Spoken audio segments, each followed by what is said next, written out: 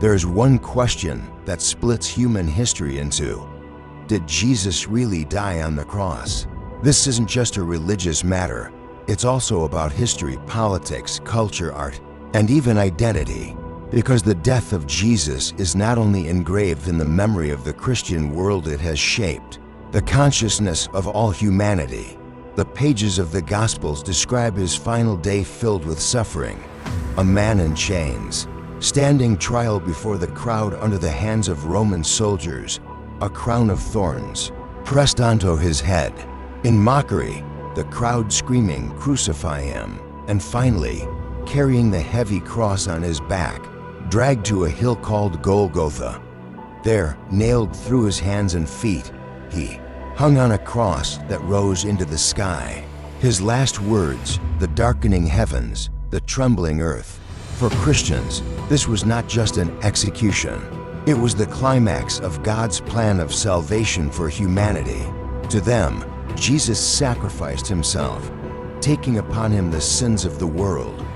But here begins the great controversy, because the Quran tells the story in a very different way. They did not kill him, nor did they crucify him. It was made to appear so to them. In other words, according to Islam, the crucifixion never truly happened. It was an illusion. Jesus did not die but was raised up to God. These two conflicting accounts have echoed in the minds of millions for 2,000 years. What really happened? Historians, however, take a different stance. Roman records are scarce. Jesus' name briefly appears in the writings of Tacitus and Josephus, but no solid proof exists. Archaeology confirms crucifixion was real for other people, but the fate of Jesus himself remains shrouded in mystery. And so the cross becomes not only a matter of faith, but one of history's greatest enigmas.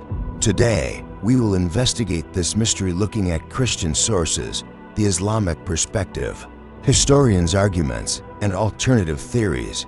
And in the end, we will chase this haunting question.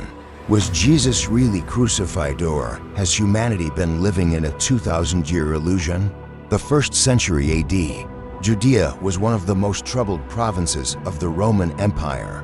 The Jewish people, oppressed by Roman taxes, soldiers, and cultural domination, longed for the coming of the promised Messiah. It was in this environment that Jesus of Nazareth appeared. For Rome, the greatest threat was a charismatic leader capable of rallying the masses. Rome could not tolerate rebellion. That is why crucifixion existed, not just to kill, but to terrify and send a message. History books tell us thousands were crucified rebels, tax resistors, or anyone who opposed Rome. Crucified bodies lined the roads, hung at city gates, and stood as grim warnings. The cross was the ultimate symbol of Roman power. Thus, the idea that Jesus was crucified fits perfectly within the logic of Roman rule. Governors like Pontius Pilate often resorted to such executions to preserve order. But Jesus' crucifixion was no ordinary case. His identity made it different. To some, he was the Son of God. To others, the Messiah. He performed miracles, drew crowds, and challenged the authority of the religious elite. This was dangerous. A man who threatened both political and religious power. That's why Jewish leaders brought him to trial and delivered him to Pilate. The crowd chose not to free him, but to cry out, "Crucify him." One striking detail is that the Gospels depict Pilate as reluctant, finding Jesus innocent, but ultimately yielding to the crowd's demand. This turns the execution into more than politics. It becomes a tragic drama.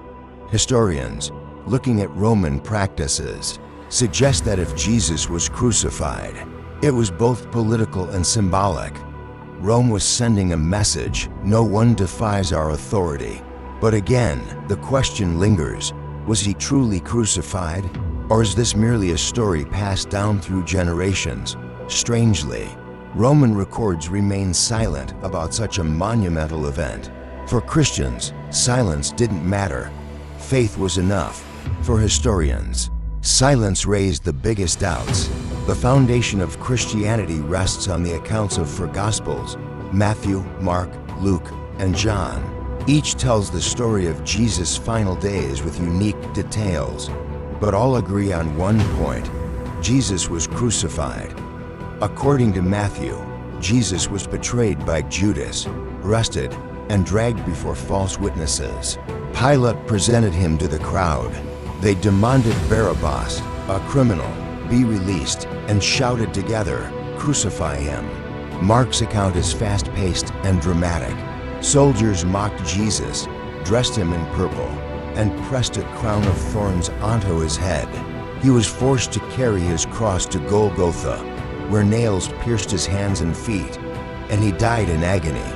Luke paints a gentler picture. Even on the cross, Jesus prayed for his executioners, "Father, forgive them, for they know not what they do." These words became some of the most famous in Christian history. John focuses on Jesus' last words, "It is finished." This, for Christians, signified the completion of God's divine plan.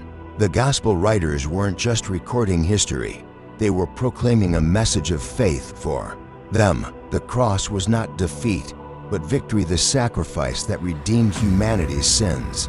Yet, there's an important point.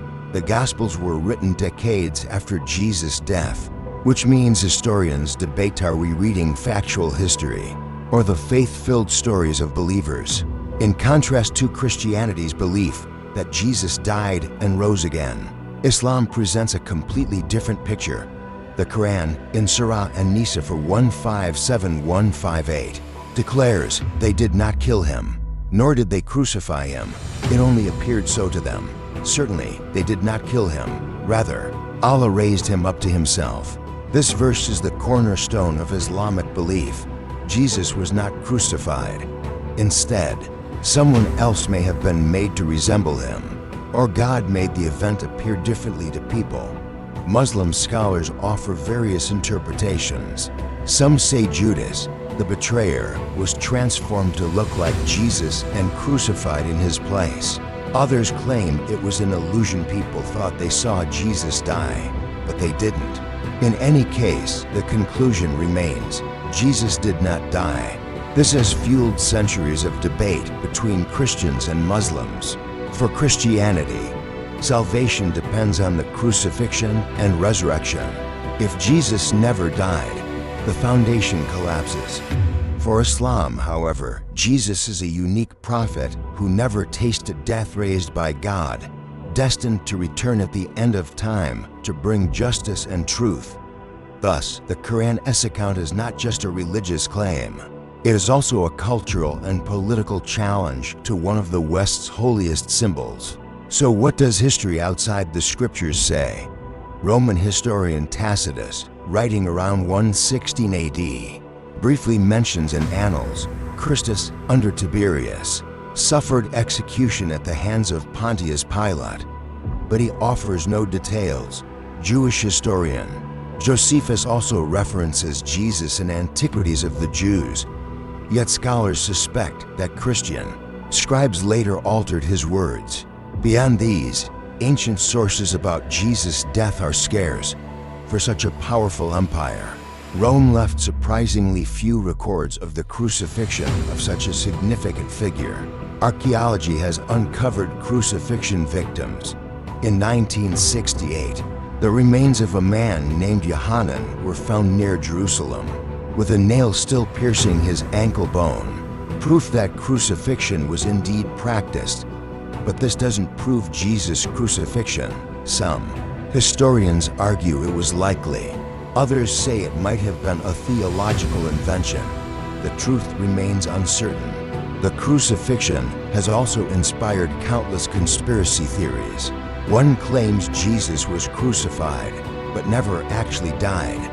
He fainted on the cross, was taken down alive, healed, and later traveled to faraway lands like India.